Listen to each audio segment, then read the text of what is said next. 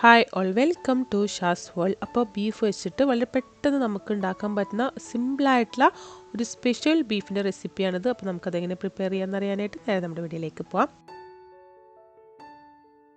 അപ്പം ഒരു കുക്കർ അടുപ്പത്ത് വെച്ചിട്ട് അതിലേക്ക് കുറച്ച് വെജിറ്റബിൾ ഓയിൽ, ഏതെങ്കിലും വെജിറ്റബിൾ ഓയിലാണ് ഇത് ഉണ്ടാക്കുന്നത്. ഞാൻ സാധാരണ എപ്പോഴും ബീഫ് ഉണ്ടാക്കുമ്പോൾ വെളിച്ചെണ്ണ ഉണ്ടാക്കാമെന്ന് പറഞ്ഞാൽ, പക്ഷേ ഈ ഒരു റെസിപ്പിയിൽ വെജിറ്റബിൾ ഓയിൽ, സൺഫ്ലവർ ഓയിലോ വേറെ ഏതെങ്കിലും വെജിറ്റബിൾ ഓയിൽ യൂസ് ചെയ്താൽ മതി. ഇനി ഇതിലേക്ക് ഒരു 5-6 വെളുത്തുള്ളി ചതച്ചത്, ഒരു ചെറിയ കഷ്ണം ഇഞ്ചി ചതച്ചത്, ഒരു 4-5 പച്ചമുളക്, കുറച്ച് കറിവേപ്പില, ഒരു വഴനയില, 1 ടേബിൾ സ്പൂൺ നല്ല ജീരകം, ഇതെല്ലാം കൂടെ ഒന്ന് ഇട്ട് കൊടുത്തിട്ടുണ്ട്. ഇനി ഒന്ന് ഇളക്കി കൊടുക്കണം. ഈ ഇഞ്ചി, വെളുത്തുള്ളി, പച്ചമുളകും എല്ലാം കൂടെ ഒന്ന് മൂത്ത് വരണം. ഇതൊന്ന് മൂത്ത് വരുന്ന സമയത്ത് നമുക്കിനി ഇതിലേക്ക് സവാള ഇട്ട് കൊടുക്കണം. 1 കിലോ ബീഫിൻ്റെ മെഷർമെൻറ്റാണ് ഞാനിപ്പോൾ പറയുന്നത്. അപ്പോൾ ഇതിലേക്ക് 1.5 സവാള മാത്രമേ ഞാൻ എടുത്തിട്ടുള്ളൂ. ഒന്ന് ഇട്ടിട്ട് നല്ലപോലെ ഒന്ന് ഇളക്കി കൊടുക്കണം. ഇനിയിപ്പോൾ ഇതിലേക്ക് ആവശ്യത്തിനുള്ള ഉപ്പും കൂടെ ഇട്ട് കൊടുക്കുക. ഉപ്പിട്ടിട്ട് ഒന്നും കൂടെ നല്ലപോലെ ഒന്ന് വഴറ്റിയെടുക്കണം. ഒന്ന് മിക്സ് ചെയ്തെടുത്തതിന് ശേഷം നമുക്കിതിലേക്ക് ബീഫ്, ഞാനിപ്പോൾ 1 കിലോ ബീഫ്, ബോൺലെസ് ബീഫാണ് എടുത്തിട്ടുള്ളത്. നല്ലപോലെ വെള്ളം കഴുകിയിട്ട് വെള്ളം വാർത്തെടുത്തിട്ടുണ്ട്. അതും കൂടെ ഇതിലേക്ക് ഇട്ടിട്ട് ഒന്ന് ഇളക്കി കൊടുക്കണം. ആ ബീഫിൻ്റെ ഒക്കെ കളറൊന്ന് ചേഞ്ചായി വരുന്നത് വരെ 2 മിനിറ്റ് ഒന്ന് നല്ലപോലെ ഇളക്കി കൊടുക്കാം. പിന്നെ ഇപ്പോൾ നമ്മുടെ വീഡിയോ കണ്ടുകൊണ്ടിരിക്കുന്ന ആരെങ്കിലും നമ്മുടെ ചാനൽ സബ്സ്ക്രൈബ് ചെയ്തിട്ടില്ല എന്നുണ്ടെങ്കിൽ നിങ്ങൾ ഇപ്പോൾ തന്നെ സബ്സ്ക്രൈബ് ചെയ്യും കേട്ടോ. അതുപോലെ തന്നെ നിങ്ങൾക്ക് നമ്മുടെ റെസിപ്പീസൊക്കെ ഇഷ്ടപ്പെടുകയാണെങ്കിൽ നിങ്ങളൊന്ന് ലൈക്ക് ചെയ്യുക, ഷെയർ ചെയ്യുക. നിങ്ങളുടെ അഭിപ്രായങ്ങളൊക്കെ നമ്മുടെ കമൻറ്റ് ബോക്സിലൊന്ന് എഴുതി അറിയിക്കുകയും കൂടി ചെയ്യാം. ഇനിയിപ്പോൾ ഇതിലേക്ക് ആവശ്യമായിട്ടുള്ള തക്കാളിയാണ്. ഒരു മീഡിയം സൈസിൽ തക്കാളിയാണെങ്കിൽ 1 എടുക്കാം, ചെറുതാണെങ്കിൽ 2 എടുക്കാം കേട്ടോ. എന്നിട്ട് എല്ലാം കൂടെ ഒന്ന് മിക്സ് ചെയ്തെടുക്കണം. ഈ തക്കാളിയും ബീഫും എല്ലാം കൂടെ നല്ലപോലെ ഒന്ന് മിക്സായി വരട്ടെ.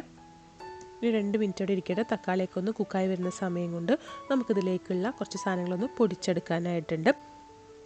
അപ്പോൾ അതിനായിട്ട് 2 ടേബിൾ സ്പൂൺ മല്ലി, 1 ടേബിൾ സ്പൂൺ നല്ല ജീരകം, ഒരു 5 ഏലക്ക, ഒരു 7-8 കരയാമ്പൂ, ഒരു ചെറിയ കഷ്ണം പട്ട, ഇത്രയൊന്ന് തരിതരിപ്പായിട്ടൊന്ന് പൊടിച്ചെടുക്കണം. നമ്മളിപ്പോൾ ഇതിലേക്ക് മല്ലിയൊക്കെ ഇതുപോലെ തന്നെ പൊടിച്ചിട്ടാണ് ആഡ് ചെയ്യുന്നത്, മല്ലിപ്പൊടിയല്ല.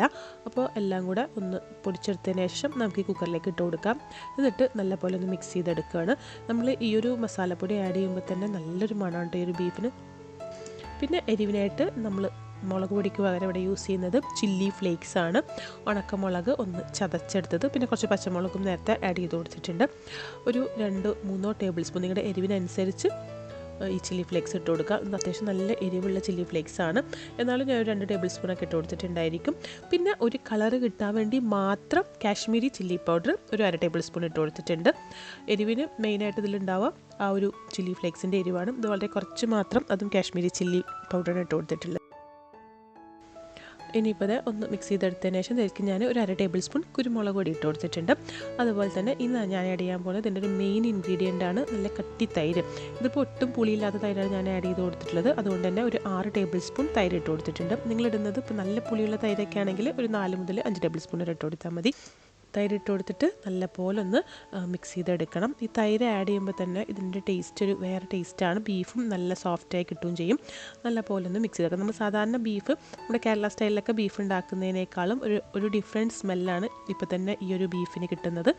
നല്ലപോലെ ഒന്ന് മിക്സ് ചെയ്തെടുക്കുക. എല്ലാം കൂടെ ഒന്ന് മിക്സായി വരട്ടെ. ഇനി കുക്കറൊന്ന് അടച്ച് വെക്കുക. എന്നിട്ട് ബീഫിൻ്റെ വേവിനനുസരിച്ച് നമ്മൾ വേവിച്ചെടുക്കണം. ചില ബീഫ് പെട്ടെന്ന് വേവും. ഇതിപ്പോൾ കുറച്ച് ഒരു 5-6 വിസിൽ വന്നാലേ വേവുള്ളൂ. അപ്പോൾ 5-6 വിസിൽ വന്നതിന് ശേഷം നല്ലപോലെ എയർ പോയിട്ട് തുറന്ന് നോക്കാം. അപ്പോൾ നല്ലപോലെ കുക്കറിൻ്റെ എയറൊക്കെ പോയതിന് ശേഷം ഒരു ചട്ടി അടുപ്പത്ത് വെച്ചിട്ട് ചട്ടി ചൂടുമ്പോൾ അതിലേക്ക് ഒഴിച്ചു കൊടുത്തിട്ടുണ്ട്. ഇപ്പോൾ ഇത്തിരി ഗ്രേവി ഒട്ടും വെള്ളം ഒഴിക്കാതെയാണ് കുക്ക് ചെയ്തെടുത്തത്. പക്ഷേ എന്നാൽ പോലും തൈരൊക്കെ ആഡ് ചെയ്തുകൊണ്ട് നല്ലപോലെ ഗ്രേവി ഉണ്ട്. അപ്പോൾ നിങ്ങൾക്ക് ഇങ്ങനെ കുറച്ച് ഗ്രേവിയോട് കൂടി കഴിക്കാൻ ഇഷ്ടമെന്നുണ്ടെങ്കിൽ ഈ ഒരു സമയത്ത് തന്നെ എടുക്കാം. ഞാനിപ്പോൾ നല്ലപോലെ ഒന്ന് വരട്ടിയെടുക്കുകയാണ്. അപ്പോൾ കുറച്ച് സമയം നമ്മളിതൊന്ന് തുറന്ന് വെച്ചിട്ട് ആ വെള്ളം ഒന്ന് വറ്റിച്ചെടുക്കുന്നുണ്ട്. ഇടയ്ക്കൊന്ന് ഇളക്കി കൊടുക്കണം, ഇല്ലെങ്കിൽ അടി പിടിക്കാനായിട്ടുള്ള ചാൻസ് ഉണ്ട് കേട്ടോ. അപ്പോൾ നല്ലപോലെ ഒന്ന് വറ്റി വരട്ടെ. ഇപ്പോൾ ഇത് ബീഫൊക്കെ നല്ലപോലെ വറ്റി വന്നിട്ടുണ്ട്. ഞാൻ ഈ ഒരു ഭാഗത്തിലാണ് കേട്ടോ അത് എടുക്കുന്നത്. നിങ്ങൾക്ക് എത്രത്തോളം ഗ്രേവി വേണം അതിനനുസരിച്ച് എടുത്താൽ മതി. ഇനി നമുക്കിത് ഫ്ലെയിം ഓഫ് ചെയ്യാം. ഒന്ന് ഗാർണിഷ് ചെയ്യാൻ വേണ്ടിയിട്ട് കുറച്ച് ചെറുതായിട്ട് ചോപ്പ് ചെയ്തെടുത്തിട്ടുള്ള മല്ലിയില ഇട്ട് കൊടുക്കുന്നുണ്ട്. അതുപോലെ തന്നെ ഒട്ടും എരിവില്ലാത്ത മുളക് ആണ്, അത് ഒന്ന് ചെറുതായിട്ട് കട്ടിയിട്ട് അതും കൂടെ ഞാൻ അതിലേക്ക് ഇട്ട് കൊടുത്തിട്ടുണ്ട്. അപ്പോൾ നിങ്ങൾ എന്തായാലും ട്രൈ ചെയ്ത് നോക്കുക. എന്നിട്ട് നിങ്ങൾക്ക് ഇഷ്ടപ്പെട്ടാലും നിങ്ങൾക്ക് ഇഷ്ടപ്പെട്ടില്ലെങ്കിലും നിങ്ങളുടെ അഭിപ്രായങ്ങൾ നമ്മുടെ കമൻറ്റ് ബോക്സിലൂടെ ഒന്ന് എഴുതി അറിയിക്കാം. അപ്പോൾ നമുക്ക് ഇതുപോലെ അടുത്ത നല്ല വീഡിയോ ഒക്കെ ആയിട്ട് വീണ്ടും കാണാം. അതുവരേക്കും ബൈ.